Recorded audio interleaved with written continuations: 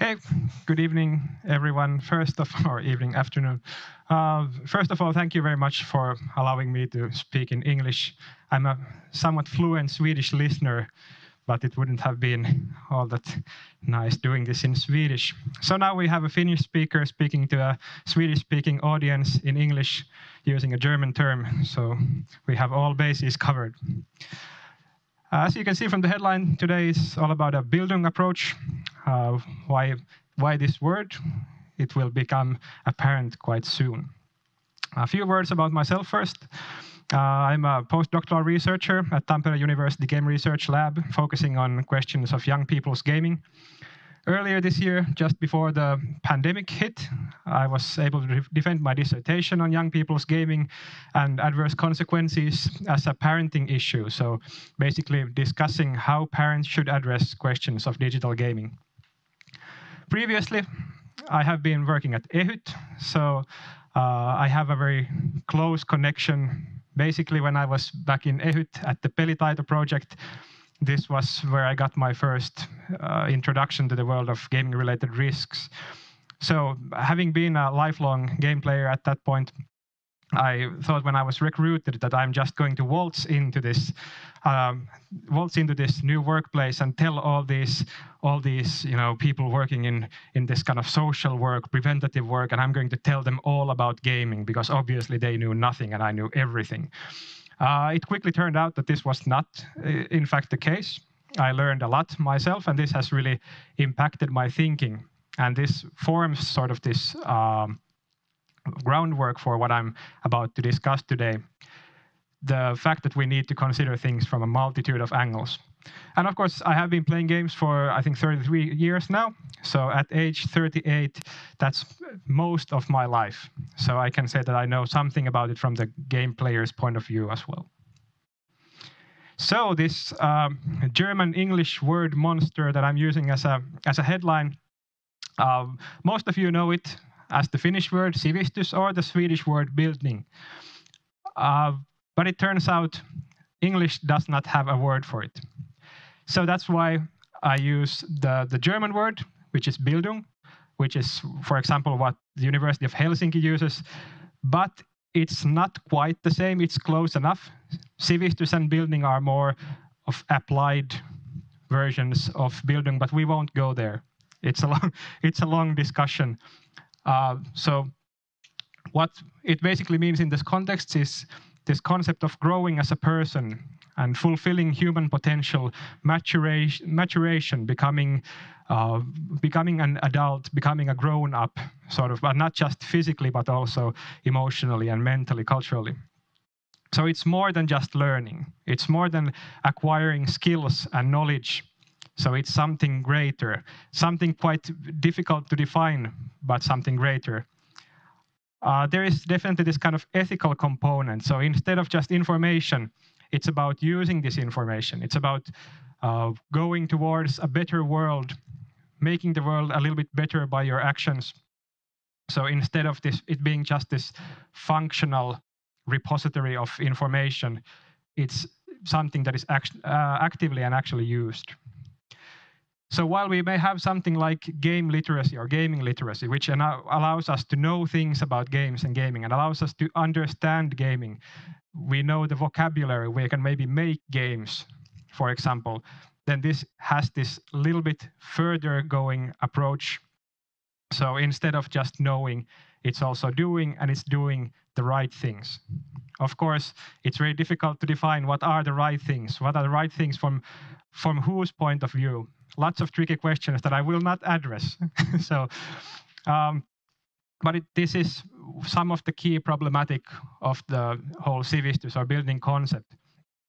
We want to strive for a better world, but it's kind of a mystery to us. So originally this term came about because we needed something to underpin game education. And when I'm discussing game education here, I mean basically parenting as well as professional work, or spelfostran in Swedish. Usually or often game education is also used about game development education, so like formal schooling to create games, but this is not the case in this lecture. Basically, what it comes down to is gaming is very, very complicated as a phenomenon. So we need complex perspectives. We need to look at the phenomenon from a wide variety of perspectives, not just from the point of view of risks, not just from the point of view of benefits, not just from the point of view of diverse culture, but we need to bring everything together and then try to find something useful to us. I'm all about a messy world approach. But there's also the dimension of building better gaming cultures, actively making gaming cultures better, pursuing well-being and good life. And again, good life, what is good life? Unfortunately, I don't have an answer for you. If I did, I would be very, very rich. But I do have some ideas. Some of the things that we have discussed here today, they give us hints towards good life. There is friendship, there is self-fulfillment, there are important connections to other people, meaningful things to do in your life, helping others, these kind of things. Of course, every one of us describes their own good life in a different sense. I won't go into the theory all that much. If you want, you can have a look at my dissertation. It's in Finnish. But in the dissertation, I have defined this gaming bildung or pelisivistys in 3 ways.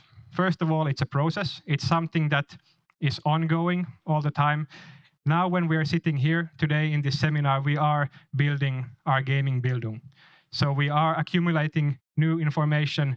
We are examining that information. We are comparing it with what we already know. We are building these new branches, and we are adding new information to the whole structure of knowledge in our head.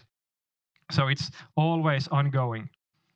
When we need to challenge what we already know about things, when we need to enhance our existing knowledge, then all of it is this process of building the gaming bildung. And it's something that I feel should be actively pursued. This is something we should strive to do. We should collect more information. We should challenge what we think we already know. For me, when I went from a game player to working with risk prevention, that was a very big leap forward.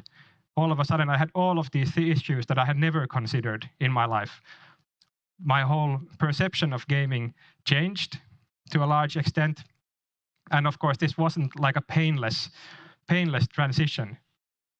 A lot of it was at first, it was this kind of, oh, you know, all of these studies saying bad things about gaming. These are rubbish. These are bad science. Whereas these, which are saying nice things, they are good science. Of course, in time, there's more nuance. You start to notice which ones are actually bad science and which ones are good science and which are good arguments, which are bad ones, and which are good arguments that I just don't agree with for some reason. And we need to reflect on these as well. And of course, while this process is ongoing, we do accumulate this knowledge, we do accumulate this competence. No one has no gaming bildung, and no one has perfect gaming bildung. It's always this line where we are somewhere between one and eternity, basically. So this is, I think, very important for the democratization of bildung, because bildung has traditionally been seen as something that comes from, for example, academic education, or it has been, in Finnish we say kirjaviisaus. So it's something that has to do with being very educated, being very learned, having read a lot. But when we consider this more as this kind of more humane approach, then we can see that we are building our bildung in everyday encounters. If you are a parent who is talking to their child about your child's gaming, then you are building up your knowledge as you go. You don't need to have a degree in games. It's more about challenging and acquiring more information. And of course, underlying all of this is the ideal that gaming is something that is worth approaching, it's worth considering, and that we should work for a better gaming culture and a better world. So this ethical component, it's all very high and lofty, which I really enjoy. We need to have, in my opinion, we need to have ideals in this life. There is a very nice quote from Liekki Lehtisalo, who is a scholar of bildung, and I will read it out to you. So bildung is thus a dynamic and relative phenomenon that actualizes in individuals and communities in different ways. At the same time, Bildung has to abandon every one-dimensional perception of humanity, community, and the world. Bivalent logic does not work either. If we only use expressions like yes and no, true or false, hero or villain, us or them, we understand poorly that life, and thus also Bildung, is simultaneously diverse, varied, and complex. So what this boils down to, in my interpretation, is that the world is complex.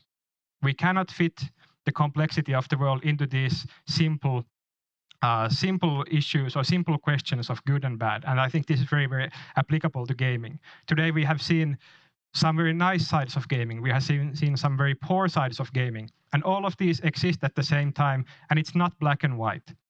The children and young people who are at the same time, they're enjoying their gaming, they're working for a better gaming culture, and still they can they can resort to harsh language when they're gaming, as in Matilda's presentation, but they can also notice when someone else is being racist, and they can address that as well. So it's tricky, really, really tricky.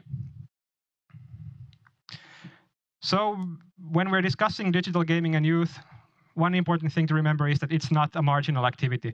It has been brought up today already that most youth play games more or less regularly. So we are not talking about the marginal activity. When I was younger, maybe in third or fourth grade, for example, then you had the people who were playing games, and you knew the people who were playing games. We had this kind of nerds, and playing games was somehow kind of special. Nowadays, of course, it's much more widespread. Pretty much everyone plays, at least now and then. The public discourse on gaming is often very polarized, it's dramatic, and it's simplified. So it's either gaming is good or it's bad, and it's rarely something in between. Or then we go with the measurable risks and benefits. So gaming is bad, but youth learn English. So is gaming bad after all? So we get stuck on these quite maybe a little bit too simplistic discussions.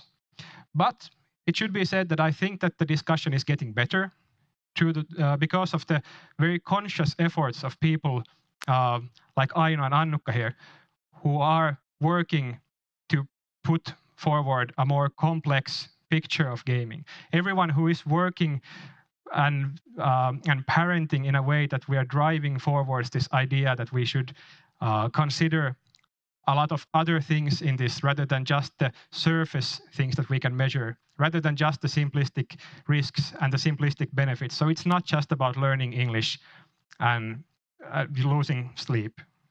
Those are two aspects, but they're two small aspects of a huge phenomenon.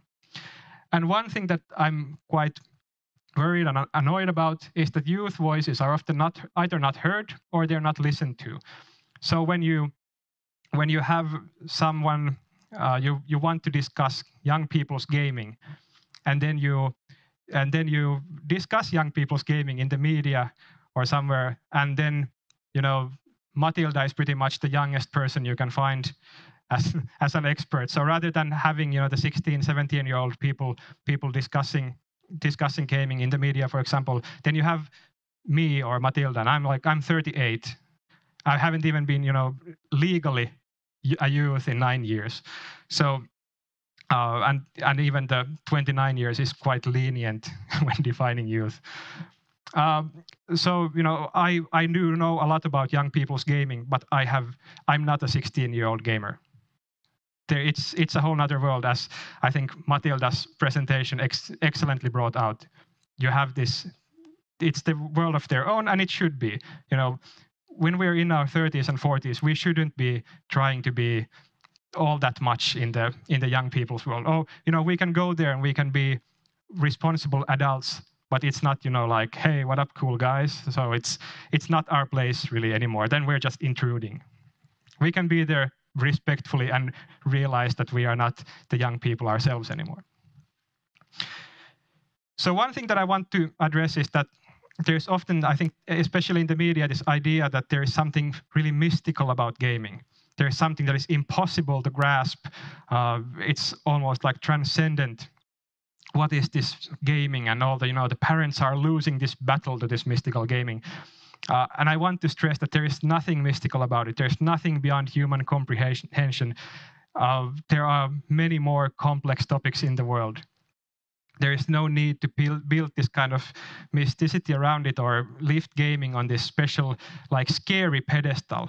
I've seen parents who are I believe they're very, very capable parents. They have teenagers, and they have discussed things like alcohol and smoking and sex with their children, and those are really, really big topics. But then when it comes to gaming, they're like, oh, I can't handle this.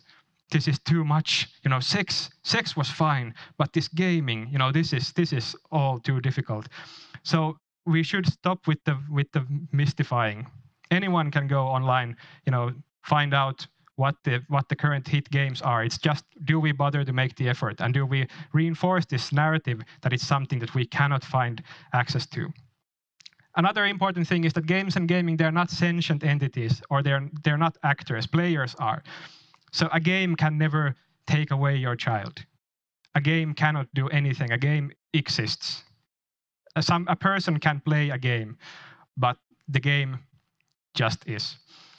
Why this is important is that how do we formulate things when we're discussing games, or when we're dealing with the media, and when we're dealing with parents or dealing with young people?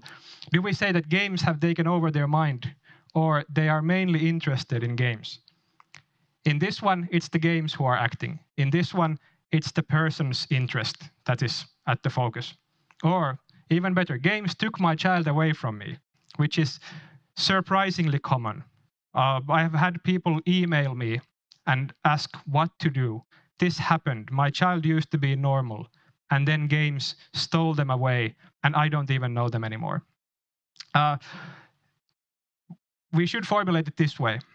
It's the child who prefers gaming to interacting. And of course, this isn't a joke. So it's a tragic situation. You are a parent, and all of a sudden you feel like you don't know your 7 or 10 or 15-year-old anymore, and it has to be a very painful experience, no matter which way you spin it. And I think this can be more acceptable. It's easier to think that you have these evil games, or these too addictive games, and they're taking my child away, rather than thinking that my child prefers to do their own thing instead of spending time with me. So this is also about, for example, how parents cope with issues. And of course, this isn't something that we usually do very consciously. This is also just the way we talk about things. We speak the same way about books. I couldn't put the book down if the book just sucked me in, for example. But it's still important, and we should consider what kind of words and formulations we use. So there are, of course, a lot of moving pieces in the whole. For one, there is no one gaming, or there is no gaming culture. We have lots and lots of different types of gaming. We have lots and lots of different types of gaming culture. So when we are discussing gaming, what are we actually talking about? One type of gaming culture is that when it's finally the Christmas holidays, I sit down with my wife and we play Civilization together and eat chocolate. And that's one type of gaming. And it's very, very different from, for example, the young wannabe esports professionals that Matilda was talking about. It's a whole different gaming culture. So when we're discussing gaming, which one are we talking about? We have to be more specific. So while it's, of course, useful to sometimes use these more blanket words, then the more specific we are, the more we need to consider what we're actually talking about. For example, if we're talking about problems in gaming culture, we should be more specific about what problems in what kind and what gaming cultures. For example, the people who I play with, we have our own separate, like, micro gaming culture. And for us, toxicity, for example, is not an issue. So obviously, it's not an issue in all gaming culture. But if we play with other people online and they're being toxic, then we are already in another sort of, or at least we have our gaming culture bubbles colliding. And then we again need to negotiate this difference. Obviously, there are also no generic youth or children, only in studies. In studies, we have youth or children as numbers. But obviously, when we come down to the concrete actual life, then every single one of youth and children, they're all individuals, they're all persons, they all have their own thoughts and feelings about the world, they all have their hopes and their dreams and so on, and this is what they negotiate their gaming with. There is no template that fits every single person in the world, whether they're a child or an adult. And in a similar vein, there are no generic families either. We have lots and lots of different families in different situations of different compositions. When I say family, often the idea is still of the nuclear family. We have the like the heterosexual parents. We have one boy, one girl, dog, Volvo, this kind of thing. So this is often when we speak of family, this is still the stereotype that we deal with. We have a whole lot of different families. We have single parents, for example, single parents dealing with a lot of children, single parents with 3 or 4 children, and maybe unemployed and suffering from mental issues. That's a very, very different situation from a well-off nuclear family, for example, or a well-off family in any form. So again, when we are dealing with actual people, then we need to remember that no one is generic. And obviously, gaming is much more than just playing the games. While of course it's often the most visible part is sitting at the computer or console playing your game, it ties in with a lot of other things. Social life, for example, so in addition to discussing or having discussions when gaming, there are also discussions about gaming. If I play a game and my friends play a game, then when we meet, even though we are not playing games, we are discussing them often. So it extends beyond the actual gaming. And it can extend even further. You have for example, you're following your favorites on YouTube or Twitch. You're taking part in discussions in their channels. You're coming to seminars. Again, gaming is tying in to your social life in some way. And of course, there's a lot of overlap, especially now with the whole pandemic situation. We are seeing even more overlap between the digital and the physical. We are handling most of our communications digitally at the moment, I believe. I haven't seen this many people in a closed space in a long time. So now it may be more important than ever. For young people and children especially, these feelings of independence and autonomy, their life is often very, very controlled. Other people decide when they go to bed, when they eat, when they go to school. Even, if you're talking about small children, it's also when they go to toilet. So in many, many ways, their life is very controlled, and gaming does give a lot of freedom. Also in the sense that it's something that they usually decide to do themselves. It's a freely chosen hobby. It's not something that your parents have picked for you, unless you have very active gaming parents, which also happens. But also the game worlds themselves can provide you with a lot of freedom that you maybe don't have outside the game in your regular life. If you are playing a game with a large virtual world, for example, you're free to run around, you're free to do all sorts of things.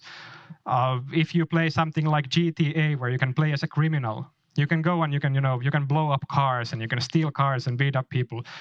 Most people don't want to do this in their real life, but it can be very, very liberating in game. Much like a lot of us, me excluded, like to watch horror films. But we don't want to be scared in our everyday life.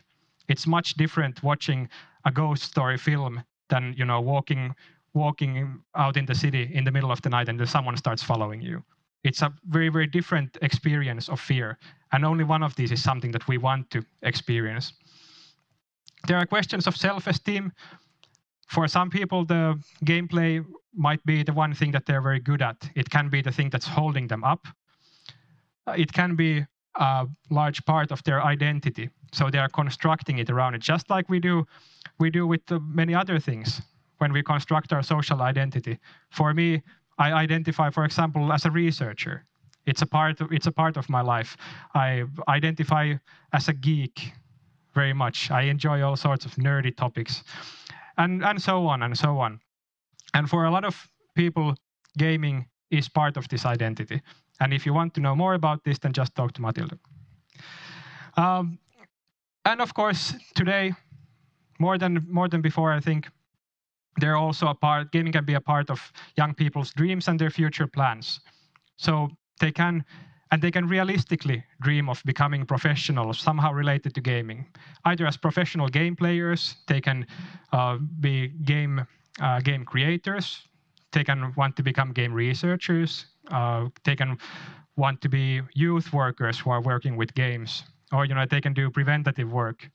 There are all sorts of things nowadays that tie into gaming, and these can be very valid plans. If someone enjoys gaming a lot, then they might want to find employment with it in the future. Or not just employment, but also just maybe do volunteer work, or just somehow make the gaming world better. I think it's also important, now that I come to think of it, that we don't always just frame it through employment. There's much more to life than just employment. Someone's dream might be, to be the person that changes the world by streaming. They may want to be an idol to younger people and make the world better that way. And a very, very important thing here is, when we're discussing parenting or professional education, is that a child or youth is not a passive target of games or education. So gaming is not something that happens to young people. It is something that they choose to do. And this is, I think, very, very important when we're talking about gaming risks, because often the formulation of this is that gaming happens to this person. They are a normal person in one stage, and all of a sudden gaming happens, and then they have all sorts of issues. And this is again, it's again making the game the actor. When we formulate it in a way that this, even if there are problems, we still need to formulate it in this way, that this young person has chosen to play games for some reason or other. It doesn't mean that that they have lost control of their gaming. Maybe they have problems controlling it, and then they can themselves formulate it as well. This kind of like, the game just has this strong pull over me and I can't control it. But it's still the person who is making the decisions every time. The game cannot force you to do anything. The game can nudge you, and the game can sort of coerce you into various directions, but still, when it comes down to it, the game cannot force you to do anything. And it's important to remember this. And I want to stress that this doesn't sort of mean that we need to reduce everything to individual choice. Of course, there's a lot of things impacting this. If a game is designed to have a very strong pull, as they often are, because they're still often commercial products, they are designed to provide good experiences to the player. And if there's also social pressure from peers, for example, or the broader society, then of course these combine. It's never a fully individual decision. We have all of these structures impacting our behavior. Young people can and do reflect critically on games and gaming culture if they are given the chance. And not just young people, also very, very young people, as we just saw in the previous presentation. Even children who are still at preliminary school, or the lower grades of primary school, they can have actually quite nuanced and very good takes on digital culture. But it's up to us whether we want to listen to them and whether we want to ask those questions. And often we don't, because we think we already know better. But our perceptions may be already, 2 or 3 years dated, if not more, or then they're just based on something that we maybe heard from someone or read somewhere. Even I don't agree with stuff that I've said, 4 or 5 years ago. We develop as people. When we stop developing, we should be worried. Just as an example, in the previous presentation, there was this game called Star Stable. So apparently it's a game that has 12 million players. I had no idea that it exists. And I should be, the super expert on young people's gaming. So we need to develop, we need to keep growing, we need to keep increasing our gaming building.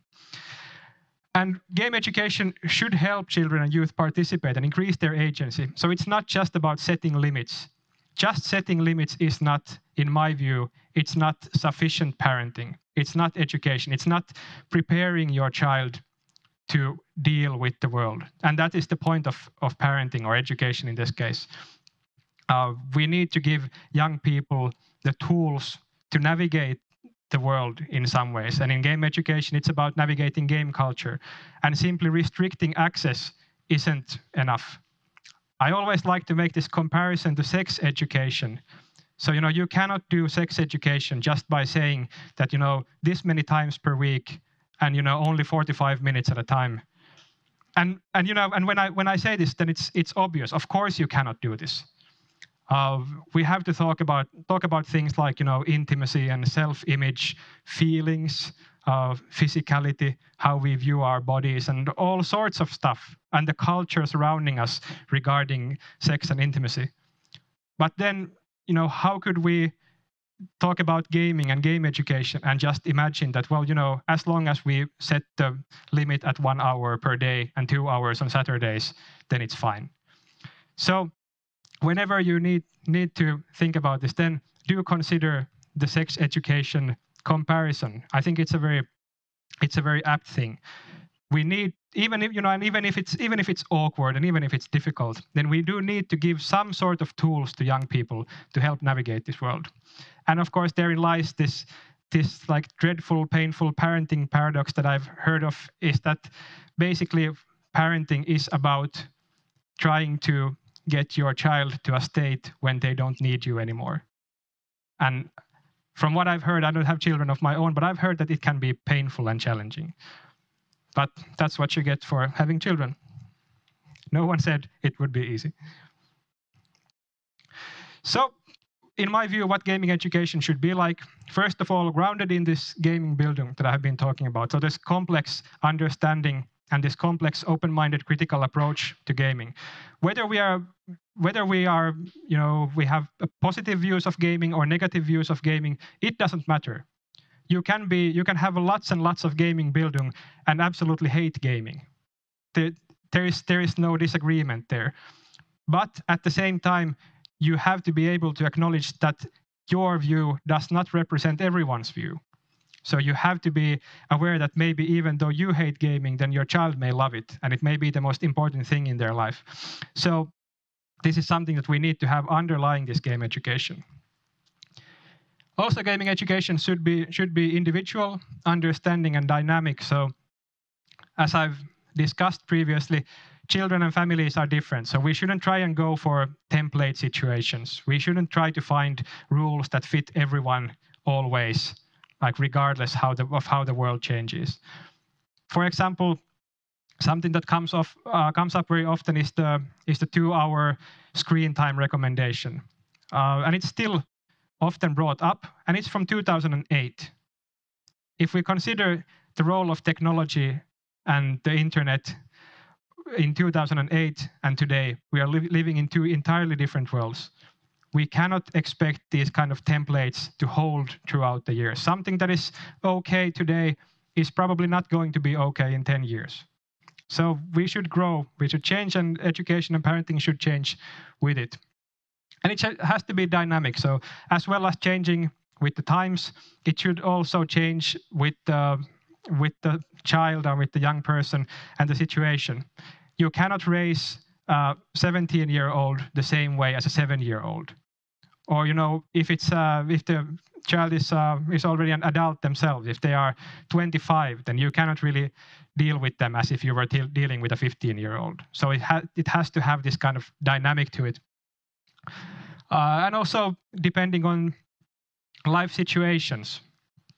A young person who has just broken up with their partner may want to play games a lot more than usual, just to cope with the bad feelings.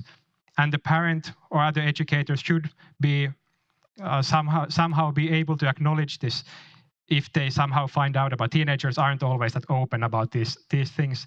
But if there is knowledge, then this should also be a good situation to think that, okay, maybe we can now relax the rules a little bit. Maybe our child needs this at the moment. And I collected this data set about gaming during the Corona lockdown in spring. And this is exactly what was happening. A lot of parents were saying that because of the lockdown measures, we aren't being so strict with gaming rules. First of all, we need time to work as well. So this actually came up also in the previous presentation, that parents were letting children play more because parents had to work at home and they needed peace and quiet. So it was a win-win situation, kind of.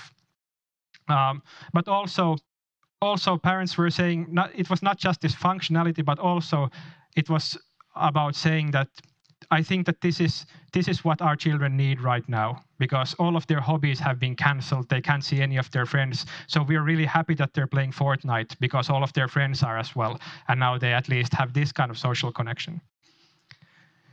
It needs to be conscious and self-conscious. So we need to have goals. We need to have plans, some sort of idea, not just reacting to things that are thrown at us. It should have some sort of pre-planning. Of course, you can't really have a parenting roadmap from age 0 to age 20 or something like this. But it shouldn't also be a situation where everything is always a surprise. So maybe some sort of idea or some sort of thread running through it all, that at least you have some sort of plans on, for example, if you're doing game education, then what kind of gamer do you want your child to be? What are the issues? What are the risks that you want to mitigate? What are the benefits that you want to push forward? At least on this level, you should have maybe spend some time thinking about it. And also self-conscious, so identifying our own biases as educators, whether they're negative or positive. Often this is thought to be just a kind of thing that parents should be more open-minded about gaming and parents shouldn't have so negative attitudes. And this is often the case. But there's also a risk here that parents, for example, who are very positively minded about games, that these kind of parents can overlook issues like risks in gaming. So it can be easy to overlook things if your own outlook on gaming is very positive. For me, example, I had a very, very hard time accepting that problematic gaming is a thing, because I had been playing games for 30 years and I had never encountered it. I didn't have like any personal connection with it, so obviously this was just another one of those weird moral panic things. So we do need to reflect on our own views as well. Dialogic and participatory, so it needs to be grounded in dialogue between the parent and the child, or the parent and the youth. Even though there is, of course, the parent is in an authority position, we still need to remember that these are two people who are meeting in this situation, and both of these are actual persons. They are actual people with their hopes and dreams and views of the world, and somehow we need to make them fit together without walking all over each other. This is a good guideline for life in general. And then finally, the focus should be on balance and participation and not risks. And this includes preventing risks, but I always like to think of it in a sense that rather than just going for the risks, we should increase the positives. We should strive for balance, and that works to also keep out the risks, so to say. The best risk prevention is having close family ties, a close bond between parents and children. So rather than just focus on, lining out everything risky, then we should actually just go for a situation where gaming is a fun, if even boring, part of everyday life. That would be the ideal situation. And that would also serve to keep the risks at bay. And even in a situation where there are actual problems, and where we have problematic gaming situations, we still have need for all of this.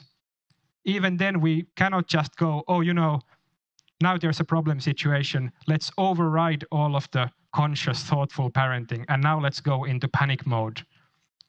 So that's actually when we need this all the more. The more difficult the situation is, the more careful we need to be, the more lighter the touch needs to be. So as concluding points, this is a very scientific formulation of the issue. So life is in fact very messy. And parenting is tricky, and there is no way around this.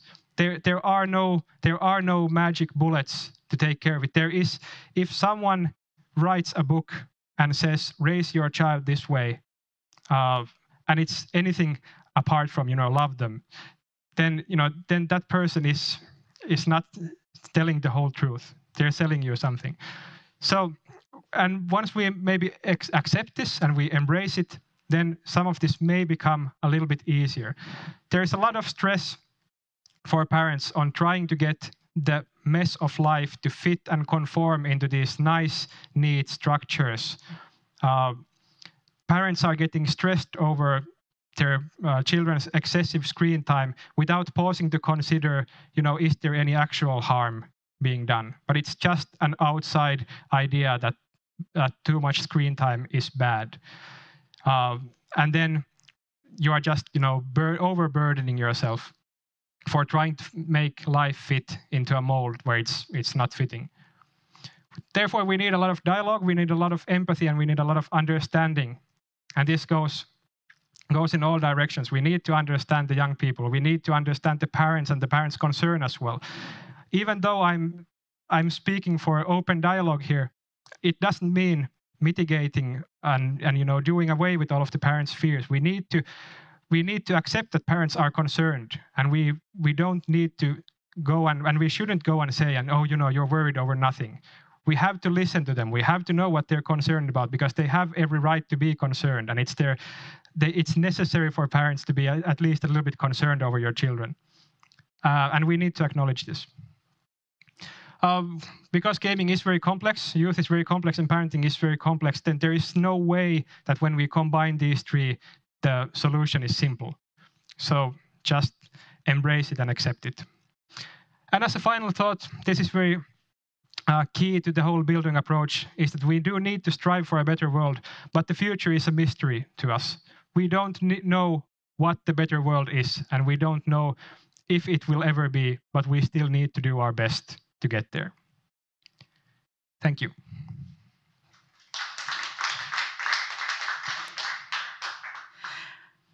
Tack Mikko. Thank you, Mikko. Here's one question that I would ask you. We get many times this easy or normal question: where should parents start from? Actually, now we've been discussing talk with your children, but what's the number one rule? I think the number one rule is getting to know the games that your child is playing, and initiating the discussion over gaming with your child, because the less the gaming becomes like a taboo or a pressing issue, the more easy it is to address even the more difficult situations. So I think parents should be aware of their child's gaming as much as they are aware of any other hobby. Or most parents, I think they know, especially with their smaller children, parents know who the closest friends are, what the hobbies are, how they're doing at school, and this kind of. And gaming should be just another one of these things that you have like a basic grasp. You don't have to know everything, but it's very useful to know that, okay, this is my child, and this is their best friend, and they play Fortnite, and they play Fortnite because it's exciting and they like to compete. That's a good place to start. So actually, we could say that every parent has a possibility here. Yeah. Yeah, and it's. I think we don't need to make it like a too high threshold. We can start with the very, very simple things.